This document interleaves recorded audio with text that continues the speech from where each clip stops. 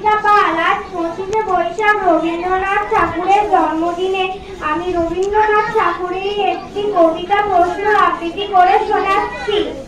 ভগবান তুমি যুগে যুগে দূত পাঠায়েছো বারে বারে এ দয়াহীন সংসারে। তারা বলে গেল ক্ষমা করো সবে, বলে গেল ভালোবাসো, অন্তর হতে বিদ্বেষ বিষ্ণাসো।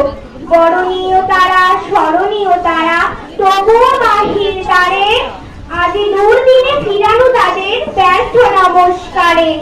আমি যে দেখেছি গোপন হিংসা কপট রাত্রি ছায়ে হেনেছি নিশ্চয়।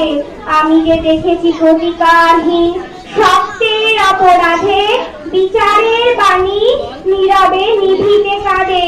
আমি যে দেখেছি তরুণ বালক উন্মাদ হয়ে ছুটে কি যন্ত্রণায় মরেছে পাথরে নিষ্ফল মাথা ফুটে।